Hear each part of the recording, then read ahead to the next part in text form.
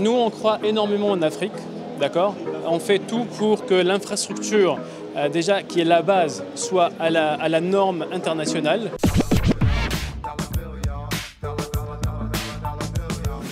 Adan Ben Alima, vice-président en charge des affaires publiques chez Huawei Northern Africa. La région Nord-Afrique englobe 28 pays, les pays du nord de l'Afrique. Et on est implanté dans tous les pays. On est présent depuis plus qu'une vingtaine d'années et on est le partenaire principal des opérateurs sur place. On a construit les réseaux 2G, 3G, 4G et maintenant prochainement les réseaux 5G. À part l'infrastructure, on fait aussi beaucoup de choses avec nos partenaires locaux en termes de développement d'écosystèmes, etc. Et on accompagne les gouvernements à développer leur stratégie pour les 10 années à venir. Alors notre slogan il est clair, hein, c'est de pouvoir fournir le service à toute personne, à tout lieu et à n'importe quel moment. Et on essaye de démocratiser la technologie et assurer une transformation digitale sur tous les niveaux.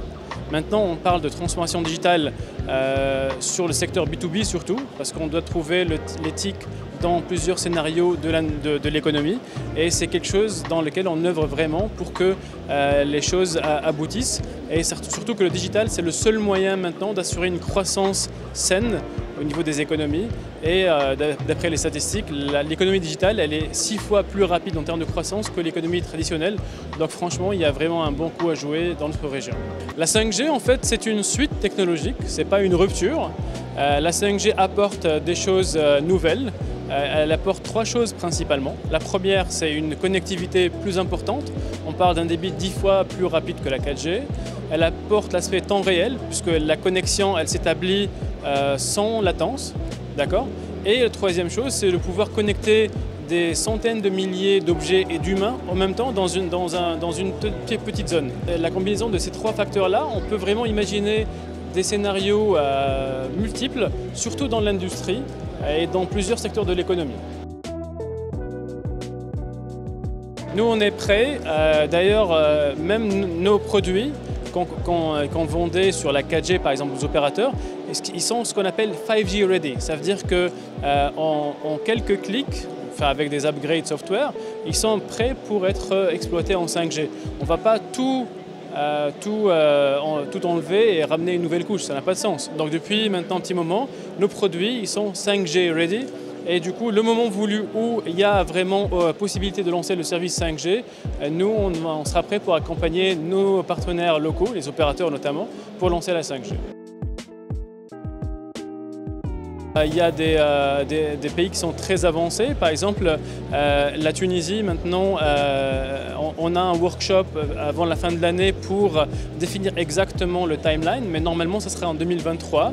Je pense que le Maroc aussi va lancer en 2023 et il y a pas mal d'autres, il y a le Côte d'Ivoire aussi qui a fait beaucoup d'essais sur la 5G localement et compte aussi lancer ça très rapidement.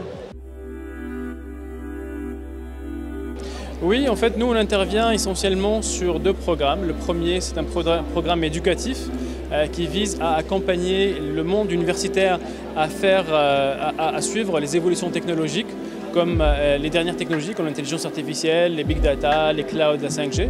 Donc du coup, on essaye dans chaque pays de faire des coopérations avec les universités locales pour former les étudiants. Donc notre objectif, c'est de former à peu près 10 000 personnes sur 5 ans dans chaque pays. D'accord ? Et ensuite, on est monté un cran dessus après, c'est qu'on lance maintenant le programme Spark qui vise à aider les startups à se développer en leur fournissant du soutien technique, matériel, visibilité, accès au marché, etc. En Afrique, on a un potentiel et un challenge. Un challenge, c'est qu'on est face à une situation où on doit assurer une certaine croissance économique pour aller plus rapidement. Le digital, c'est la seule solution qui puisse répondre à ça. Et l'opportunité, c'est qu'on est un continent jeune. D'ici 2050, plus que la moitié de la jeunesse mondiale sera en Afrique.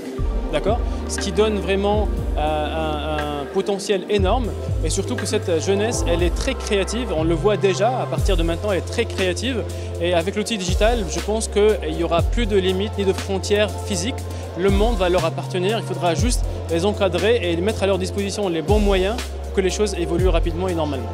Nous, on croit énormément en Afrique, d'accord ? On fait tout pour que l'infrastructure déjà qui est la base, soit à la norme internationale. Ensuite, on fait tout pour que l'écosystème puisse avancer, pour qu'il y ait une couche applicative, pour que les scénarios puissent être créés au-dessus de l'infrastructure. Donc on va trouver la technologie dans l'éducation, dans la santé, dans les fintech, dans le transport, etc. Donc tout ça, il y aura des startups ou des PME qui vont développer ces scénarios-là. Nous, notre métier, c'est d'assurer que l'infrastructure de base, elle est là. Ensuite, on donne le savoir et les transferts de connaissances des technologies. Ensuite, il faut que l'écosystème, il y ait cette effervescence-là pour que les choses bougent naturellement.